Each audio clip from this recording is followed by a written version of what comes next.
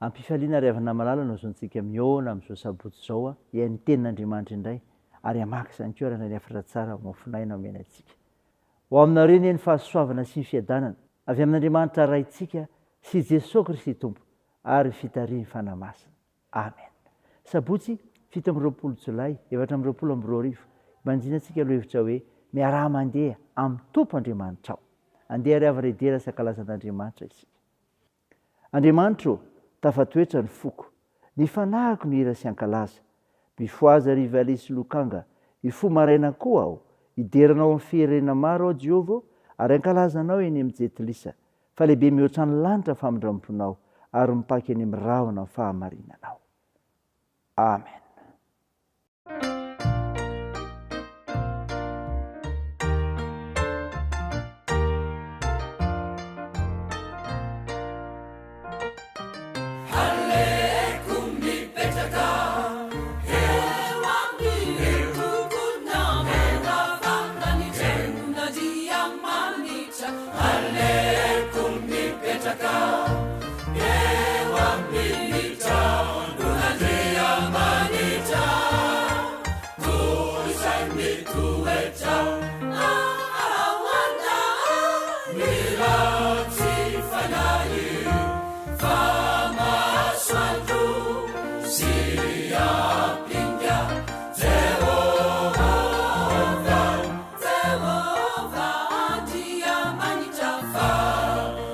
Swava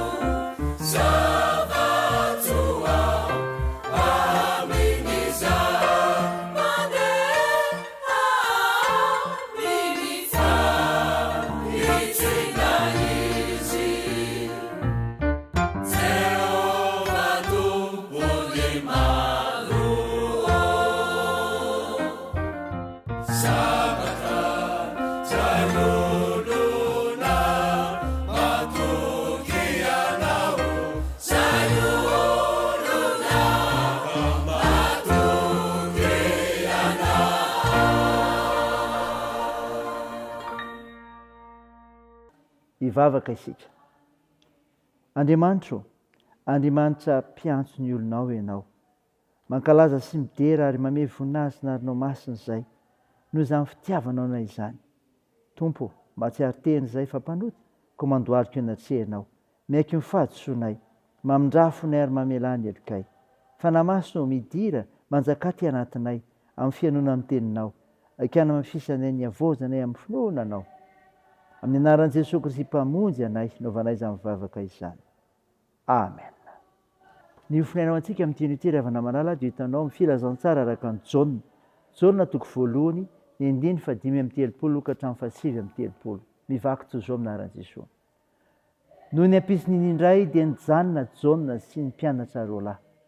Ary nijery an'i Jesosy nitsangatsangana izy ka nanao hoe: "Indro zanak'olon'Andriamanitra." Ary ireo mpianatra roa lahy ireo, rehefa nandre azy ny teny, dia nanaraka an'i Jesosy. Ary Jesosy nitodika ka nahita azy manaraka. Dia nanao taminy hoe: "Inona no tadiavinareo?" Ary hoy izy ireo lahy taminy: "Raby, izay atao hoe raha adika mpampianatra ô, aiza ianao no mitoetra?"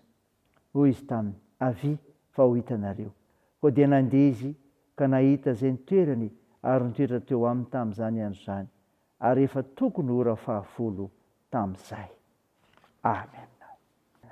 Ray masino, manamasinanay amin'ny fahamarinana, ny teninao ny fahamarinana. Amen.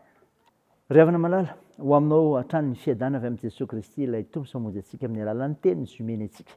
Nofinainany raisika teo Jauna toko voalohany 5:30 sy 7:30 dia ilazany Jauna ny nahazony Jesosy ny mpianany voalohany. Ka ny olona maniry ny ho mpianatra Jesosy Kristy dia izao: manontany ny toerana misy azy. Manontany ny toerana misy azy. Ny 9:30. Ary hoy izy ireo lahy taminy: "Raby, izay atao hoe raha adika mpampianatra ô, aiza ianao no mitoetra?" Tamin'izany fotoana izany ry havana malala, ny fanontanian'ny mpianatra Jauna ireo lahin'i Jesosy Kristy hoe: "Aiza ianao no mitoetra?" dia midika fa faniriany te hiaraka amin'i Jesosy mandritra ny fotoana lavalava kokoa. Naniry te hiara-monina amin'i Jesosy izy ireo lahy ireto. Mitodika amintsika koa izany fanontaniana izany. Maniry te hiara-monina amin'i Jesosy ve ianao? Sa ianao ilay tsy mba manana izany faniriana izany? Fa ny olona izay manana faniriana toetra maharitra miaraka amin'i Jesosy Kristy ihany no ilazany ny toerana misy azy. Dia any am-piangonana izany. Raha amin'izao andro iainantsika izao, raha maniry hiaraka amin'i Jesosy ny olona, dia mahita ny toerana misy ny trano fiangonana. Izao koa ry havana, ny olona maniry ho mpianana Jesosy Kristy dia izao: miara-monina aminy, miara-monina aminy. Koa dia nandeha izy ka nahita izay ny toerany ary nitoetra teo aminy tamin'izany andro izany. 7:30. Rehefa nahita ny toerana isan'i Jesosy reto mpianatra roa lahy ireto, indrindra rehefa nandre ny tenin'i Jesosy hoe: "Avy fa ho hitanareo", dia nandeha nanaraka azy sady niara nitoetra taminy. Tsy nijanona teo amin'ny fahitana ny toerana misy an'i Jesosy fotsiny izy ireo, fa niara nitoetra taminy mihitsy. Rehefa maniry ho mpianatra Jesosy Kristy ny olona dia izao: miara mitoetra aminy. Mafoy andro, mafoy fotoana, ary manana faharetana hanarahana sy hainoana Jesosy Kristy eo amin'ny toerana izay misy azy. Misy ihany koa nefa ny olona milaza ny tena no mpanara-dian'i Kristy saingy tsy tamahana ao am-piangonana, tsy manana faharetana mihaino ny teniny. Mila maharitra miara mitoetra amin'i Jesosy Kristy ianao, mba ahitanao ny fiainana, ahitanao fifaliana amin'ny fanompona azy, ary indrindra ananao fanantenana. Raisy izany ry havana, ten'Andriamanitra ny voninahitra. Amen. Andeha hivavaka isika. Tompo, misaotra no mofinaina nomenao izay manazava ny ainy amin'ny olona maniry ho mpianatra ao Jesosy Kristy. Ka nanontany toerana misy anao sy ny fiarahamonina dia aminao Jesosy Kristy. Tompo, manolo tena ho anao izahay, ary manavao ihany koa ka miaraka aminao amin'ny androm-piainana rehetra, dia taio ny fandroran-tenanay ho anao amin'ny fiainana ny famonjenana ataonao anay. Tompo, taio ny firenenay, iasaony nosinay, hombao ireo manana andraikitra amin'ny fitsaboana ka hositranonao ireo marary, ampirizinao ireo manamanjo, anomanao ireo mareo fikola ihany koa, ary amin'izay ireo mahantra sairana. Taio ny asa sy ny fihazakazanay, ny fianarana, ny fikasanay rehetra.